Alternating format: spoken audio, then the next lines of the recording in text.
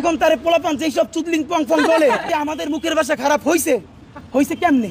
তো শেখ হাসিনা বানাইছে আমরা চম্মের মতো পিড়িয়ে কমু আল্লাহ আমাকে পিড়িয়ে দিবে আমি একা ওসমান হাদির নিরাপত্তার কথা চিন্তা করেন আপনারা বাংলাদেশের নিরাপত্তা চিন্তা কেন করেন না বাংলাদেশে তাদের কোনো শিকড় নাই দেখেন এখন তাদের নতুন নেতৃত্ব আনতে চায় সজীব ওয়াজেদ জয় দিল আমেরিকায় বৈশা আর নিজে দিল্লিতে আছে না নাই তাও তো জানি না এখন কোন অবস্থায় আছে চিতে আছে কবরে আছে নাকি ট্রমায় আছে নাকি নাই এটা তো তার কাছে ক্লিয়ার করা উচিত আমার ধারণা সে তো ভালো অবস্থায় নাই কারণ যেই রিঅ্যাকশন মেম্বার দেওয়ার কথা সেই রিঅ্যাকশনও যে হাসিনা দিছে 15 বছর ধইরা এখন তারে পোলাপান যেই সব চুদলিং পং ফং বলে তার উচিত তো নারায়ণ তাকবীর বলে গালি দেওয়া কিন্তু সে দিতেছে না এত ভালো তো এই বয়সে তার হওয়ার কথা না এই যে আমাদের মুখের ভাষা খারাপ হইছে হইছে কেমনে তো শেখ হাসিনা বানাইছে আমাদের এইখানে এমন পোলাপান আছে জীবনে একটা খারাপ কথা বলে নাই জুলাইয়ের গণহত্যায় রক্ত দেইখা মস্তিষ্ক উইরা যাওয়া দেইখা এমন কোন জঘন্য ভাষা নাই সে শেখ হাসিনার ব্যাপারে প্রয়োগ করে নাই কারণ গণহত্যাকারীর বিপরীতে মাজলুমের গালি হইল তার মহাকাব্য বা এখন আবার কিছু বুদ্ধিজীবী দাঁড়াইছে তোমরা গালি দাও দিবি কি তাহলে চুমা হাসিনের আইনে দেয় তাহলে চুমা দিয়ে বদমাইশ কোথাকার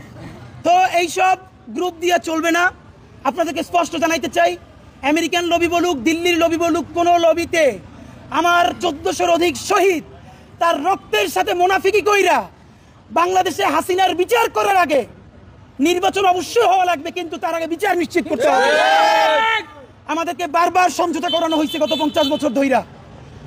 এইখানে আমরা যারা আছি আমরা এখন পরিচিত হয়েছি হয়তো এমন হইতে পারে এই দেশে গণহত্যা নাইমে আসলে আমাদেরকেও কোনো একটা দেশ অ্যাম্বাসিতে জায়গা দিতে পারে কিন্তু ভাবেন যে এই ভ্যানওয়ালা সবজিওয়ালা এই যে আমার পাশে এক ভাই আছে গুলি খাওয়া 4 তারিখে একটা পা এখনো কৃত্রিম পা লাগানো তো এই যে 1400 শহীদ পরিবার সবজিওয়ালা সে কোন অ্যাম্বাসিতে যাবে বলেন এখনো শহীদ পরিবারের 35 লক্ষ টাকা ঋণ সেই ঋণের জন্য আমরা দাঁড়ে দাঁড়ে খয়রাত করি তার স্ত্রী আমাদেরকে ফোন দিয়ে কাঁদে যে কবরে সেই বেচারা মাইন্না খায় এই ভয়ে সে কাঁদে ভাবেন আমাকে ফোন দিয়ে বলতেছে যে তোমার আঙ্কেল কবরে 35 লক্ষ টাকা ঋণ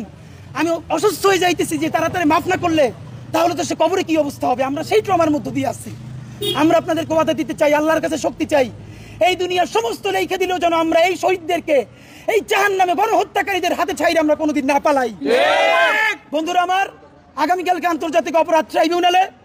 এই গণহত্যাকারী হাসিনার বিচারের রায় কবে হবে তার তারিখ বলা হবে 2 মাস আগে এস আলম এর সাথে শেখ হাসিনার মিটিং হওয়ার পর শুধু আগামীকালকে প্রোগ্রামের জন্য আমরা বিভিন্ন মাধ্যমে জানতে পারি 1100 কোটি টাকার চেয়ে বেশি বিনিয়োগ করা হয়েছে আপনারাও মিডিয়ায় দেখেছেন যে মিছিলে নামলেই 5000 ব্যানার ধরলে 8000 এটারও কম কইরা পড়ছে এবং বাংলাদেশে অনেক মানুষ গরিব তাদেরকে গিয়ে বুঝায় কিছু নেই এখান থেকে কোনা পর্যন্ত যাবা বদমাইশগুলো নিজেদের জীবন তো জাহান্নাম বানাইছে এই মানুষগুলো ভ্যানওয়ালা রিক্সাওয়ালা তাদেরকেও 5000 টাকা লোভ দিয়ে নামাইয়া তারপর তাদেরকে যে পুলিশ ধরে ওরা কি এই পুলিশ বাপের কাছ থেকে ছাড়াই নেয় না এই যে পাবলিক পিটাই ওগো প্যান খুলে দেয় তখন ওরা যায় কই একটা একটু আগে বলতেছে পাগল বলে তোরে কে পাঠাইছে আল্লাহ পাঠাইছে তাহলে আমাকেও কথা আমার দ্বারা পিড়া পাঠান আমরা চম্মের মতো পিড়িয়ে কমু আল্লাহ আমাকে পিড়াই দিবে কতক্ষণ পাগল নামে কতক্ষণ উদিচির কবি সাহিত্যিক নামে দেখেন উদিচির এগুলো কি বদমাইশ এখন তো আবার বলবে যে আমি মানে অবস্থা তো ওইটাই আমার অনেক ভাইয়েরা ওমরা করাইতে চায় যে একটু ওমরা করে যান তা ওমরা গেলেও তো ভালো লাগে কিন্তু আমি চিন্তা করি এই গণহত্যাকারীদের বিচার হওয়ার আগ পর্যন্ত আমরা করে লাইভ আসা লাগবে কি একটু পরে তো হিসাবের গাল দেওয়া লাগবে সুতরাং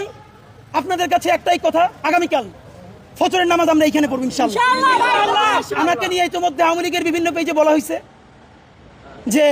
আমি আমার স্ত্রী সন্তান আমার পরিবার এবং সবকিছু তাদের খবরে আছে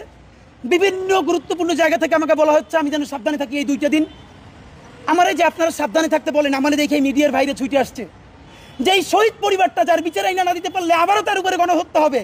তারে তো মিডিয়া চিনেও না তার উপরে আবার হত্যা হইলে কোন মিডিয়া তার কাছে যাবে আমার যে আপনারা নিরাপদ থাকতে বলেন আমি একা ওসমান হাদির নিরাপত্তার কথা চিন্তা করেন আপনারা বাংলাদেশের নিরাপত্তা চিন্তা কেন করেন না